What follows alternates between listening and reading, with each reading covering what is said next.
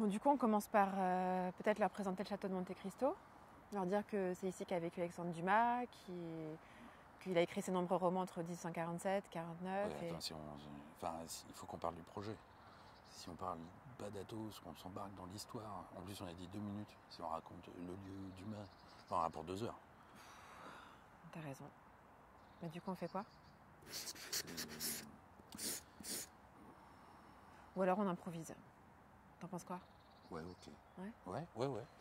Bon bah Juliette, tu peux tourner là, on va y aller en impro, du coup. Non, mais c'est bon, ça tourne déjà là.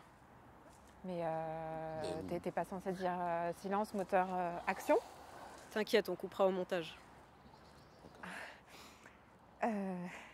Alors, voilà. Bon, désolé les gars, c'était la batterie. Ah. D'accord. Ok, silence, ça tourne. Action. Ah bah tu vois qu'il fallait dire quelque... Oh pardon. La compagnie en création est une compagnie accueillie au château de Monte Cristo depuis 2017. Et depuis, on a écrit une trentaine de scénettes théâtralisées autour de Dumas, de son œuvre. En 2018, nous avions imaginé Dumas mettre en scène ses comédiens dans La Jeunesse des Mousquetaires. C'était bien marré d'ailleurs. Oui. Pièce qu'il a écrite ici, dans son château d'If. Il devait adapter son propre roman Les Trois Mousquetaires en toute urgence afin d'éviter la ruine. Faudrait peut-être qu'on leur montre le château d'If là, qu'est-ce que t'en penses? Oui. Suivez-nous, c'est par ici. Ouais. Xavier, ça va? Xavier? Oui, cut, Juliette, cut. T'es sûr que ça va? Oui, Xavier? ça va. Oui, ça va. Sûr? Oui. La barbe, ça va?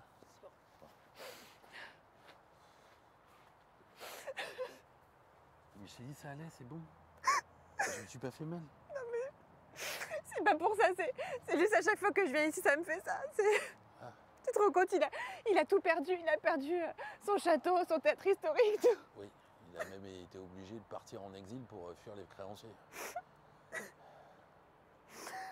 Enfin, faut peut-être qu'on leur explique le projet, non? Ouais, parce qu'on avait dit 2 minutes max, hein. Faudrait peut-être accélérer. Alors voilà, Xavier et moi, on a eu la folle idée en plein confinement d'adapter notre propre Jeunesse des Mousquetaires. Et Elisa, j'ai pas Après le de mascara minutieuses recherches qui a coulé. et contre toute attente, Regardez, ça va? on a eu le même ressenti, tous les deux.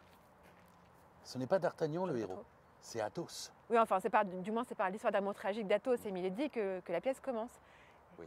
Donc, on s'est amusé à imaginer Dumas, ici, dans son cabinet de travail au château d'If, pressé par ses créanciers et incapable de savoir comment il allait écrire sa pièce. Du coup, il doit rencontrer son personnage, Athos. Alors il part dans son imaginaire. Et son imaginaire le projette au temps des mousquetaires, dans l'auberge du Colombier Rouge.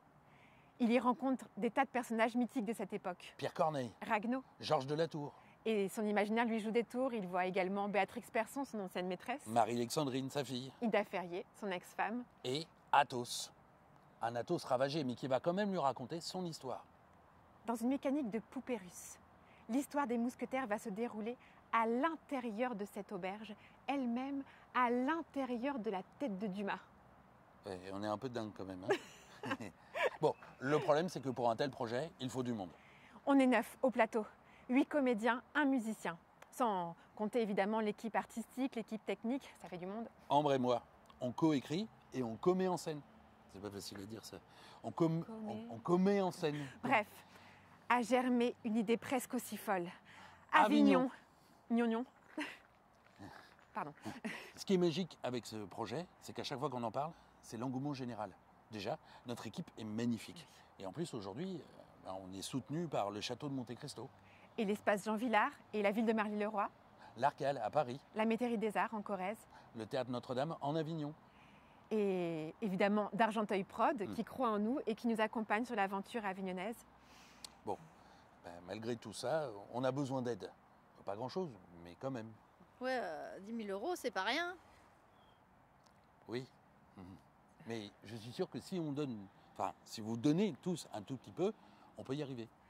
Ça nous aiderait à boucler nos 2 budgets, création et Avignon. Gnognon. Pardon. Évidemment, si vous nous aidez, vous aurez notre reconnaissance éternelle. Mais pas que. Oui, on vous a concocté des contreparties qui, on l'espère, vous plairont. Vous retrouverez toutes les infos sur le crowdfunding juste ici. Alors voilà, merci, merci, merci de nous avoir écoutés jusque-là. Surtout que ça fait plus de 2 minutes là, les gars. Hein. Ah, mais alors du coup, faudrait qu'on coupe. Bah oui, mais je t'avais dit, tu sais, par rapport au début de l'histoire. Enfin, Ou alors on évite le moment. Ok, bon, très bien, d'accord. Bon, bah merci.